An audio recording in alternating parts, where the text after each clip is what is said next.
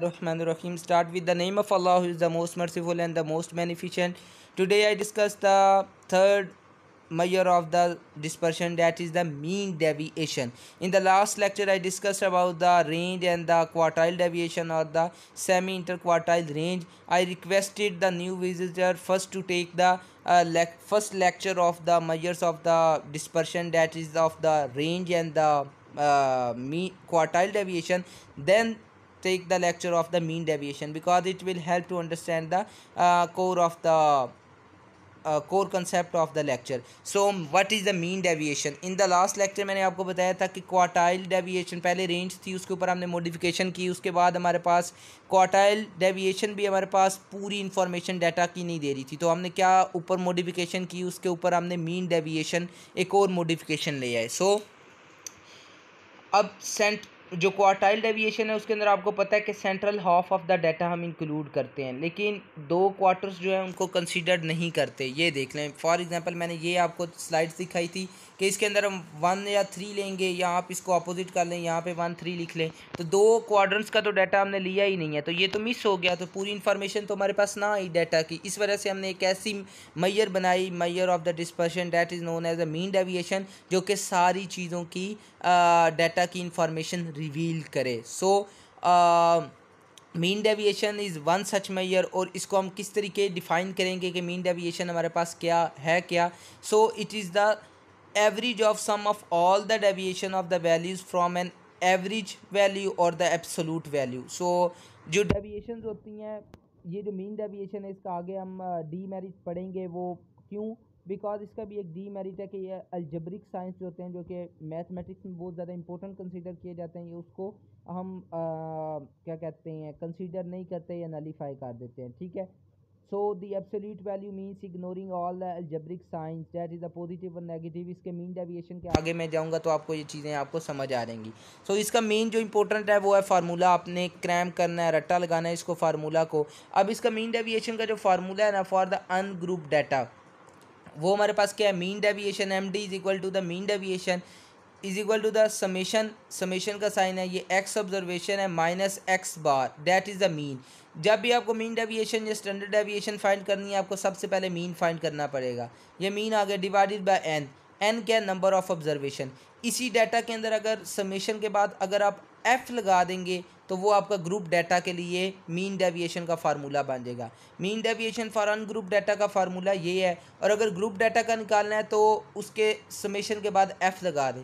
ये मुझे ये वाला फार्मूला जो एफ़ के साथ वो मिला कोई नहीं, तो ये म्यू का मतलब होता है, अगर हम सैम्पल की कैलकुलेशन कर रहे हैं ना, तो हमेशा सैम्पल की कैलकुलेशन में एक्स बार, मीन को एक्स बार से डिनोट करते हैं. लेकिन अगर हम पॉपुलेशन की मीन निकाल रहे हो ना, तो उसके अंदर जो म्यू है वो पॉपुलेशन की मीन को डिनोट करने के लिए म्यू इस्तेमाल किया जाता है. सो इससे आप इतना ज़्यादा कंफ्यूज नहीं होना, सिर्फ फार्मूला देख लें कि mean deviation is equal to the summation f x minus x bar ही है. या आप अगर पॉपुलेशन की कर रहे हैं तो वहाँ पे अगर आप म्यू लिखते हैं तो तब भी आपका गलत नहीं होगा. और divided by n, n is equal to the number of the observation. अब ये एग्जांपल के ज़रिए हम समझ ले लेते हैं. एक्स हमारे पास क्या ऑब्जर्वेशन है, 2 4 6 8 10. ये डाटा कौन सा है, ये अनग्रुप डाटा है. ठीक है.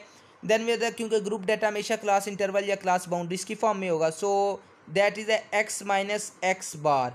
अब एक्स माइनस एक्स बार आपने निकालना है, उससे पहले आपको क्या निकालना पड़ेगा, उससे पहले आपको मीन निकालना पड़ेगा. ये जो एक्स बार है, हमने पीछे फार्मूला में पढ़ा है, ये जो एक्स बार है ये आपको निकालना पड़ेगा. वो किस तरीके निकालेंगे, summation x divided by n. आपको मीन का फार्मूला होप सो, अगर किसी ने पहले सेंट्रल टेंडेंसी के लेक्चर नहीं लिए तो वो पहले सेंट्रल टेंडेंसी के लेक्चर ले, वो भी मीन मोड एंड मीडियन के, देन वो डिस्पर्शन की तरफ मूव करे, तब उसको सही समझ आएगा. अब इनको प्लस कर दें, 2 4 6 हो गए, 6 6 12 और 8 20 और 30 हो गए. ये कितनी ऑब्जर्वेशन है, 2 3 4 5. तो 30 divided by 5 is equal to the 6. So 6 ये इस तरीके आया कि 6 जो मीन निकला है वो इस हिसाब से निकला है. अब इसको एक्स माइनस एक्स बार को आपने फाइंड आउट करना है, बिकॉज फार्मूले के हिसाब से चलें. एक्स को आपको पता है, एक्स हमेशा गिवन होगा क्वेश्चन के अंदर. एक्स बार हमने निकाल लिया, डैट इज़ द 6.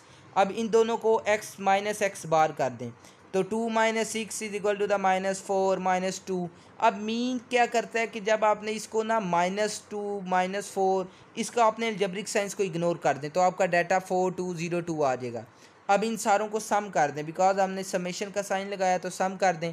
सम जब आपने किया तो x - x बार कितना निकला, ये 12, 4 to 8 और 4 to 6, 6 to 8 और 8 + 4 12 आ गया, तो 12 हमारे पास आ गया। अब देखें कि समेशन x - x बार कितना आ गया, 12 डिवाइडेड बाई 5, 1 2 3 4 5, ये 5 ऑब्जर्वेशन है। तो हमारे पास मीन क्या, मीन डेविएशन क्या निकल आई, डैट इज़ द 2.4 जो है वो हमारे पास मीन डेविएशन आ गई।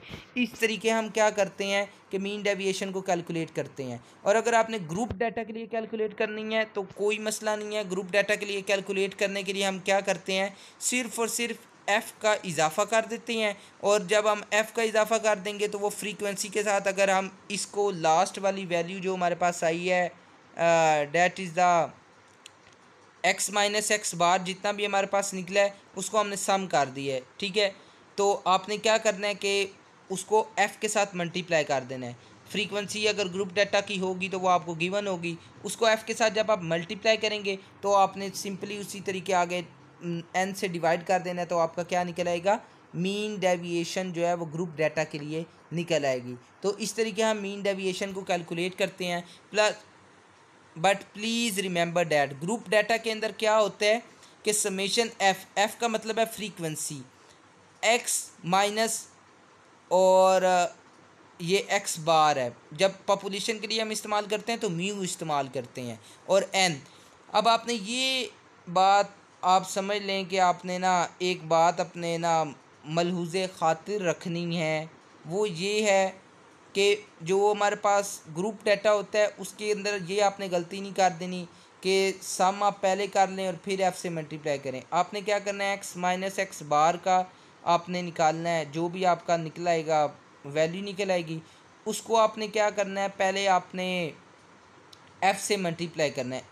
ईच वैल्यू को आपने f से मल्टीप्लाई करना है। वो जब f से मल्टीप्लाई हो जाएगी फिर उन सारी वैल्यूज़ को आपने समेशन f करना है, मतलब सारी वैल्यूज़ को आपने सम कर देना है। इस तरीके आप करेंगे तो आपके लिए इजी रहेगा उसको कैलकुलेट करना और सारी चीज़ों को।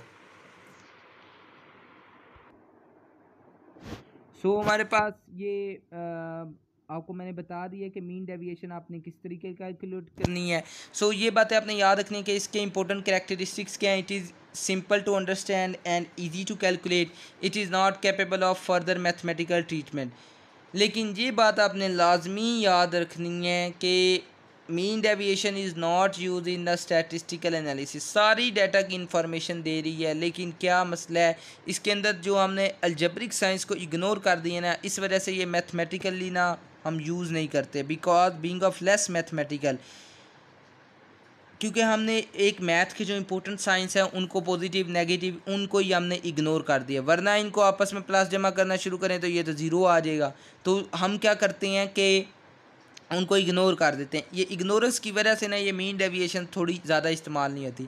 इसके ऊपर हमने एक और मॉडिफिकेशन की मीन डेविएशन के ऊपर, that is known as the standard deviation. अब स्टैंडर्ड डेविएशन मोर मैथमेटिकल है, और सबसे ज़्यादा जो मेजर्स ऑफ डिस्पर्शन के अंदर जो स्टैटिस्टिकल टूल इस्तेमाल होता है वो क्या है, स्टैंडर्ड डेविएशन है। ये एक अनदर MCQs है। मेन रेंज जो है वो हाईली अनस्टेबल मैयर है डिस्पर्शन की, और जो सबसे ज़्यादा यूज़ होने वाली सबसे ज़्यादा स्टेबल वेरिएशन है डिस्पर्शन की है वो कौन सी है, स्टैंडर्ड डेविएशन है। So standard deviation is an improvement over the mean, as I already stated that, and it is used mostly in the statistical analysis। ये भी मैंने आपको बता दिया है। अब ये देख लें कि रेंज को हमने देखा वो भी स्टेबल नहीं है, बिकॉज वो एक्सट्रीम वैल्यूज़ के ऊपर डिपेंड करते हैं। क्वार्टाइल डेविएशन जो है वो हाफ डाटा लेती है और हाफ को कंसीडर ही नहीं करती, तो जिसकी वजह से ये भी नहीं अच्छी बात। और मीन डेविएशन क्या है कि वो डेविएशंस के पॉजिटिव और नेगेटिव साइड्स साइंस को ही इग्नोर कर देती है, जिसकी वजह से वो लेस मैथमेटिकल है और उसको हम लेस यूज़ करते हैं। लेकिन एक ऐसी डेविएशन है जो सारों पे भारी है, उसका नाम है स्टैंडर्ड डेविएशन।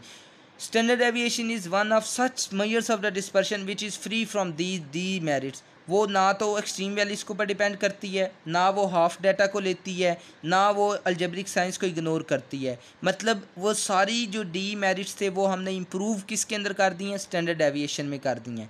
अब स्टैंडर्ड डेविएशन की ये डेफिनेशन लिखी हुई है। स्टैंडर्ड डेविएशन का आपने ये याद रखना है कि स्टैंडर्ड डेविएशन को सिग्मा से डिनोट करते हैं।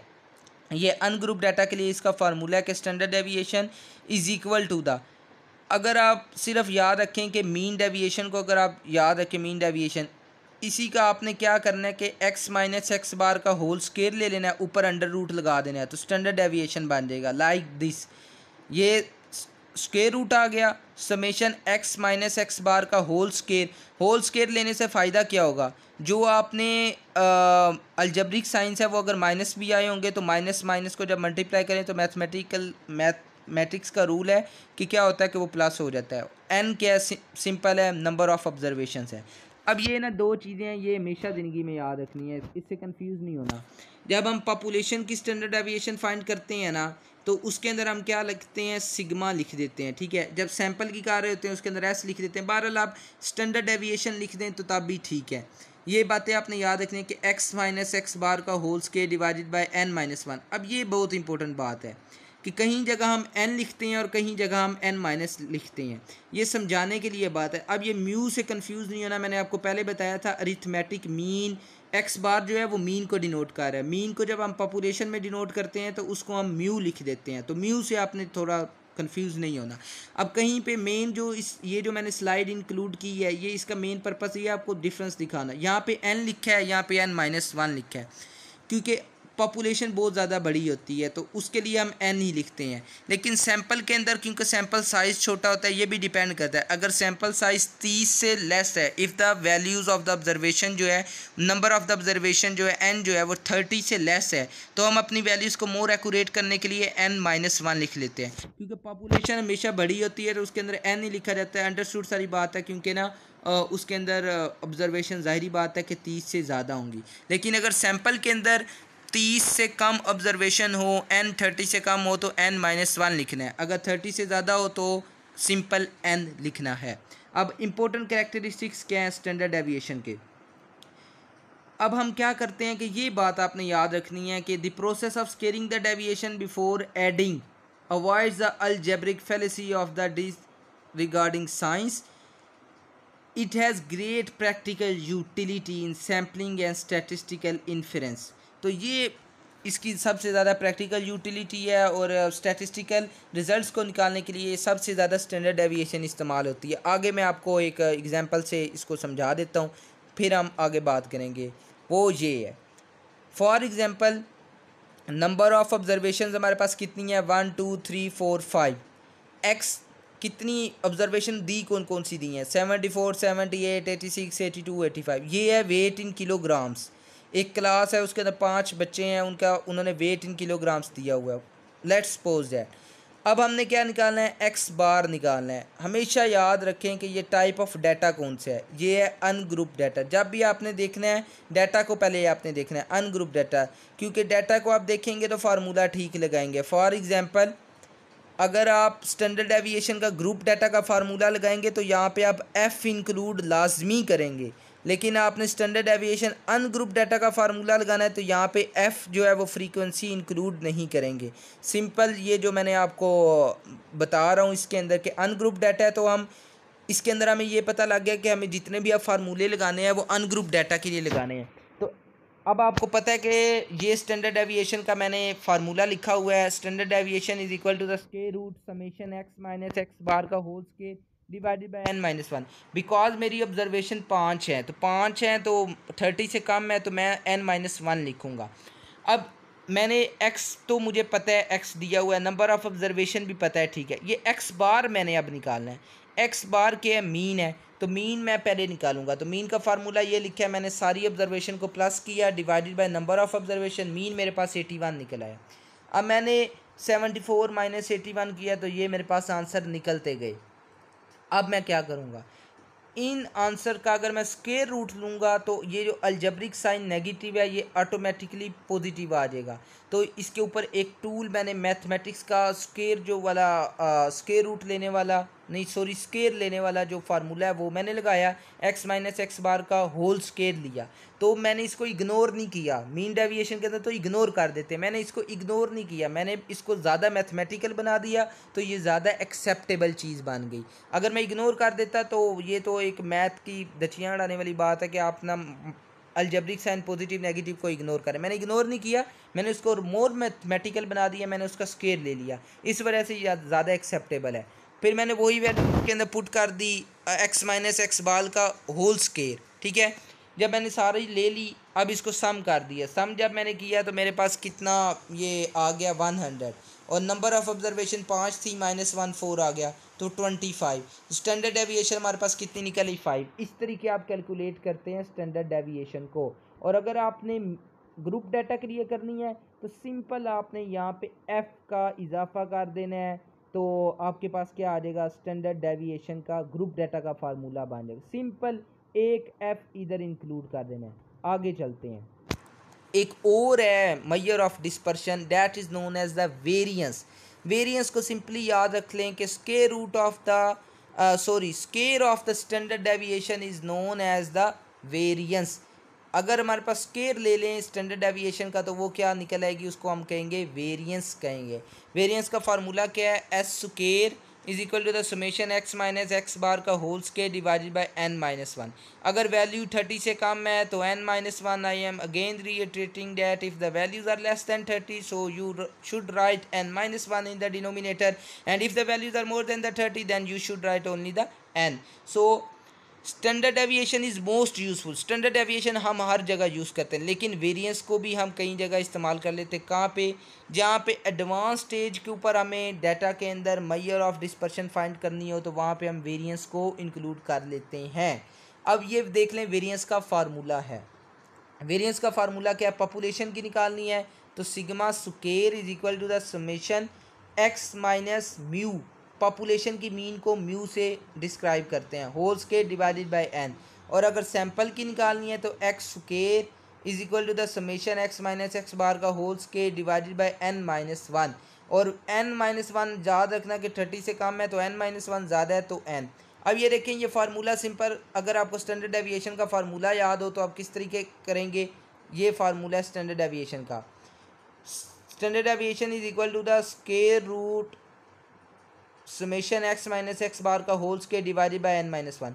इसी का अगर आप स्क्वायर ले लें, इसी का अगर आप स्क्वायर ले लें तो ये जो स्क्वायर आपने लिया है, ये जो 2 आपने लिया है, ये क्या करेगा कि ये स्क्वायर को कैंसिल कर देगा। तो फार्मूला आपके पास सिंपली वही बचा, summation x minus x bar का whole square divided by N minus 1।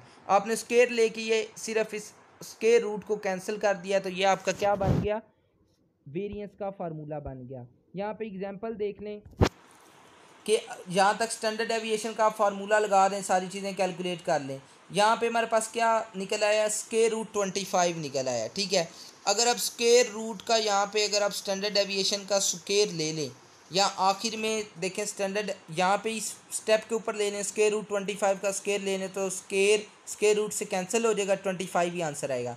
या सिंपली आप पहले क्या करें कि स्टैंडर्ड डेविएशन निकाल लें। स्टैंडर्ड डेविएशन इस डाटा की क्या निकली है, 5 निकली है। तो अगर आप 5 का होल स्क्वायर ले लेंगे, जिस तरीके ये लिखा हुआ है कि सिंपल रूल है कि square of the standard deviation is known as the variance, तो 5 का अगर स्क्वायर ले लें तो जाहिर बात है 5 द 25 तो 25 ही आएगा। तो variance and standard deviation is one and same thing, but variance is the square of the standard deviation and it is used in the advanced cases in the data inferences. So ये बातें आपने याद रखनी है। इससे ही हम and करते हैं lecture. Hope you will understand well. Thanks very much for watching.